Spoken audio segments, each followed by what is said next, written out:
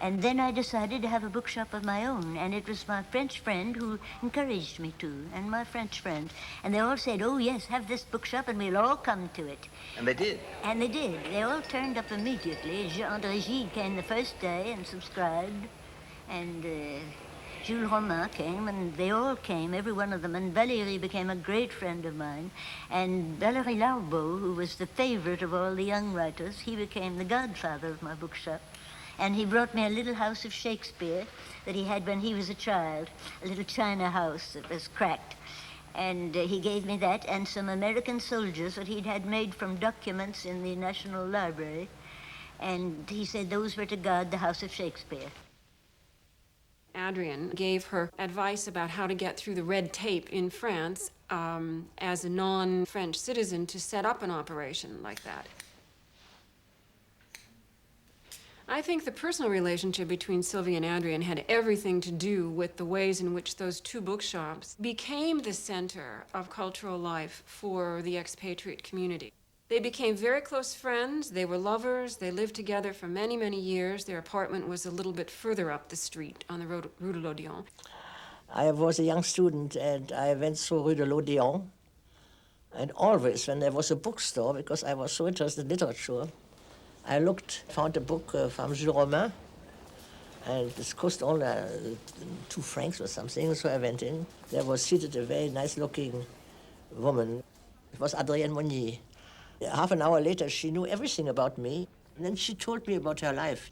And I went very often to Rue de l'Odéon to see Adrienne, and because she said, if you have a little time, help me with the books, because each book which had been lent had to have a new cover with this brilliant paper, you know. Then through her I met Valérie, I met certain of her good friends who came each day or every second day to visit her to discuss things.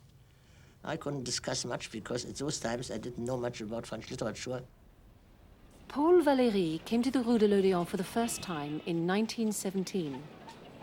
He appeared early in the afternoon, behind the shop window. I already knew how to recognize men of letters by their way of looking at the window. Valéry's was the most discreet that I had yet seen, but his eyes said literature. They said it in a singular manner. Adrienne's clientele were primarily French. Sylvia definitely wanted an English-speaking clientele. But what happened, of course, is that people crossed the street from one bookshop to the other.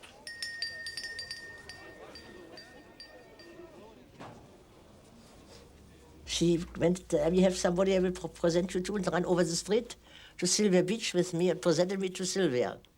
That's how I met Sylvia Beach, who had a bookshop nearly in front of hers and had around her all the American and English writers, or would becoming great writers. And the French writers were very interested in the English and the American writers.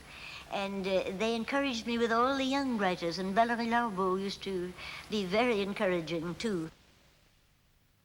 Et cette maison a été très importante. Ça a été pendant, en somme, plus de 20 ans, un centre de relations culturelles avec les Anglais, avec les Américains, tout à fait unique. Sylvia Beach was a typical American, and her pronunciation of the French was very funny. And she invented words, you know. She never spoke perfectly French, but it was funny.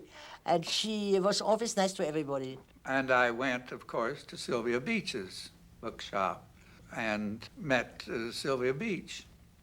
And when I mentioned the name of Gertrude Stein to her, why, she opened like a flower and talked to me at length about Gertrude and Alice.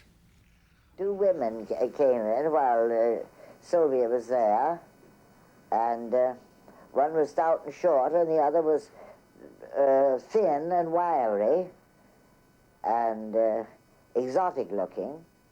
And of course, it turned out to be Alice B. Toklas and Gertrude Stein. The stout party was Gertrude. Sylvia Beach and Adrienne Monnier and Gertrude Stein and Alice B. Toklas became neighborhood friends, although always at swords' point in their differing opinions on writing.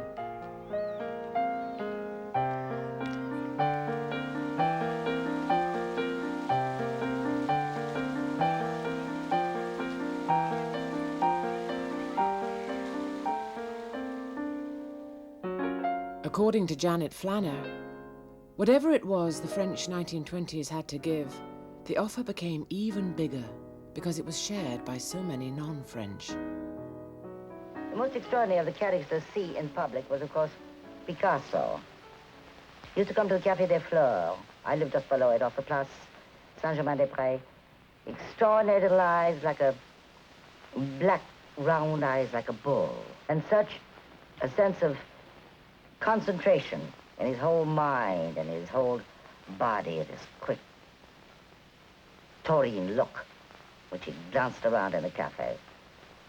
And always drank a bottle of water. And for a man who was supposed to be the most modern and of all the artists and the most unpredictable, he certainly was the most normally reliable. He always ate the same restaurant at Lips. When he went home at night about 11 o'clock, he always walked home the same way down to the quay. I mean, for a mad modernist, you'd have thought he'd chosen a different route once in a while.